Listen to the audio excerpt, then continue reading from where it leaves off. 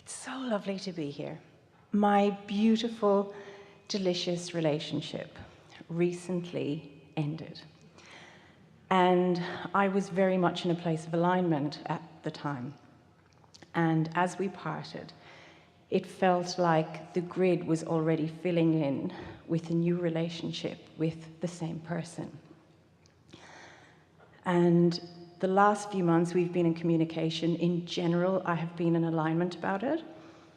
And as I interact with him and speak with him and see him, the what-isness of this doesn't match my vibrational reality that I can feel that we've created. I can taste it. I'm practicing it. Why are you trying to make it about him? What's that about? I don't know.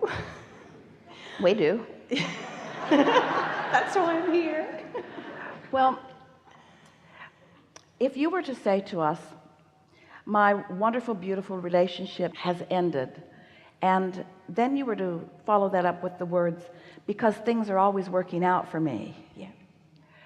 You would be in a more consistent vibrational point of attracting what you are wanting. Mm-hmm. But there is a hindrance, an unnecessary hindrance that you put into the equation when you specifically decide that what you're looking for is going to be fulfilled in this specific way. Mm-hmm. Because there's something about the combining of the two of you that was a vibrational mismatch in some way. And when you know what you don't want, you know more clearly what you do want. But if you were really in that place where the grid were filling in, it would fill in more quickly. And the fact that it isn't filling in, but you're still trying to make it fill in, is hindering to you rather than helpful to you. You see what we're getting at? Yeah.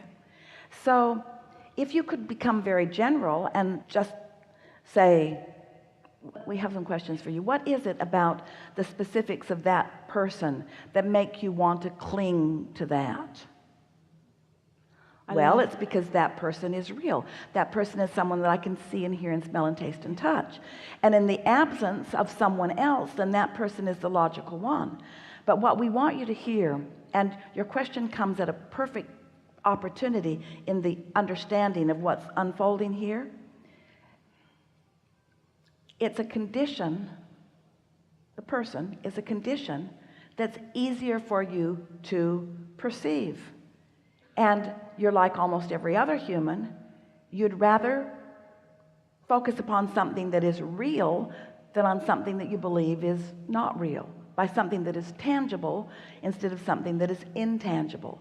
But what we are wanting to say to you, in doing so, you're holding yourself in vibrational discord to what's in your vortex. Okay. Does that make sense to you? Does that make sense to you? And isn't this a good opportunity to talk about this condition?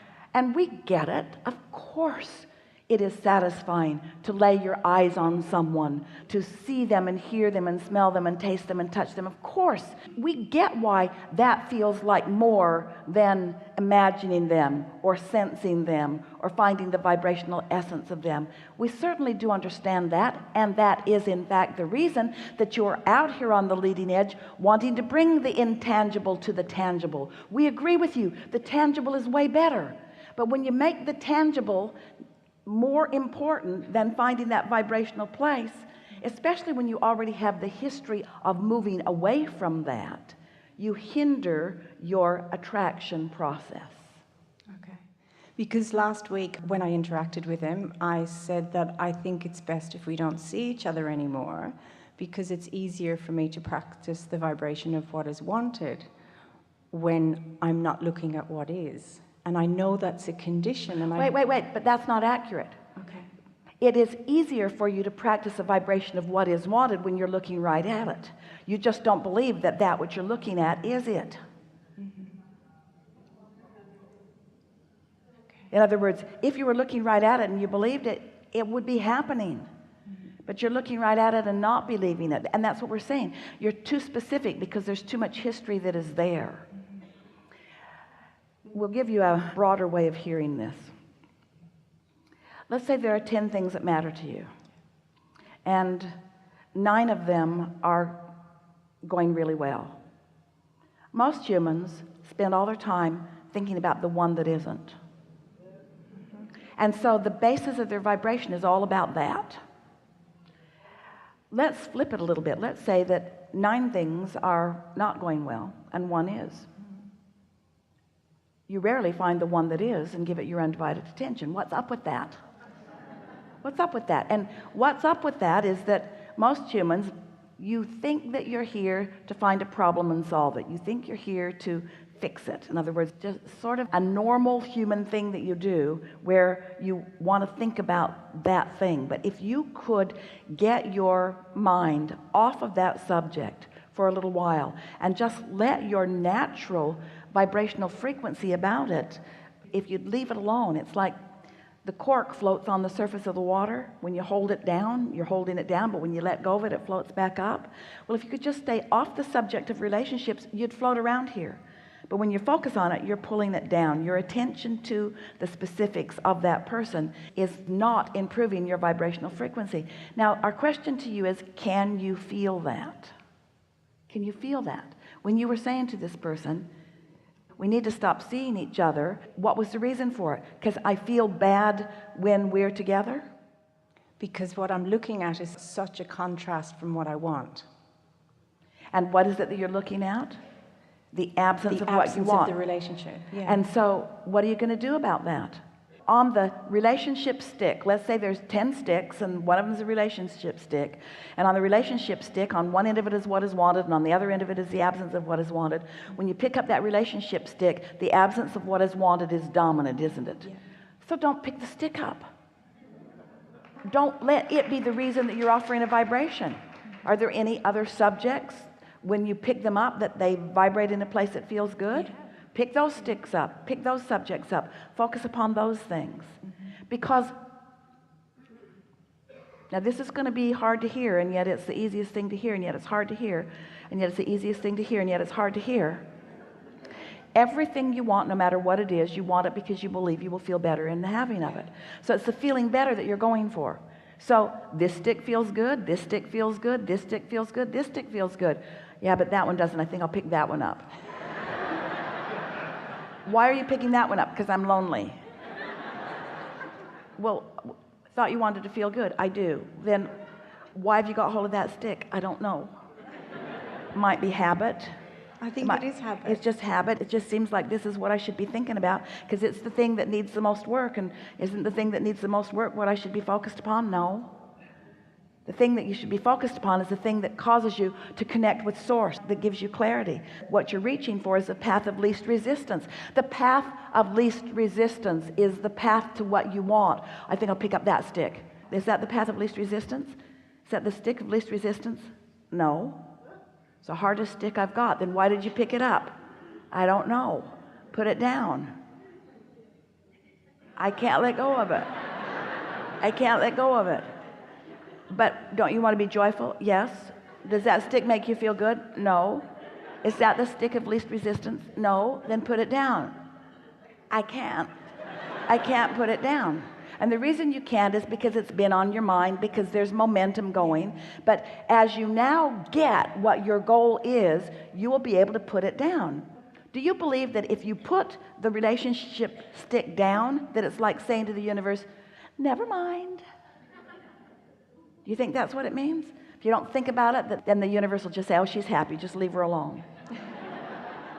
It isn't how it works, but that really is the way so many of you think. Like you have to stay after it. You just have to wrestle it to the ground and kill it in order to make it work. And that's the opposite of the way this attraction-based, inclusion-based universe works. Okay. So when it does pop up and I think about it, what's the best way to move away from how I've been holding the stick? When the subject comes up, by being as general as you can be about it, because the more general you are, the more you will slow the momentum of it. So give us an example of something that pops up. So you're moving along. What are you doing usually when it pops up? All day, every day. Okay, so one time during the day when it popped up, what were you doing? Driving. And it popped up, and what did it sound like? I saw a car similar to him activated me thinking about him, and then straight to. And then how far down the road do you get quickly? It depends. Some days I'm But really you went, good. so Yeah, it goes straight to that. Oh, it's missing. all right, so you got there and you got there fast, and so now you want to say something that will make you feel better, and the more general the better you will feel. So all in good time, don't need to think about this now, nothing that I can do about this right now. I like this holding pattern that I'm in the process of diffusing my resistance about this. Don't really know what our real friction was about, but eventually it will come, but I don't have to figure it out right now. Things are always working out for me. Things always do get better eventually. I don't have to think about this right now. Not necessary to think about this right now. Really feels better not to think about this right now. So there is a diffusion in that kind of conversation. What's another thing that you might be doing? Listening to music. That'll get you every time, won't it? Because the music is all about love gone bad. Love gone. Love gone bad. And so Esther just about wears the buttons off on her car changing the station, because it's all about you're gone. So don't do that. Don't turn on the music. Don't turn on the music. Have you noticed that different times of the day they play different music? Have you noticed that some times of the day the music feels good and sometimes of the day the music doesn't feel good? Turn it on when it feels good. Don't turn it on when it doesn't. In other words, do anything that you can do. What else might you be doing?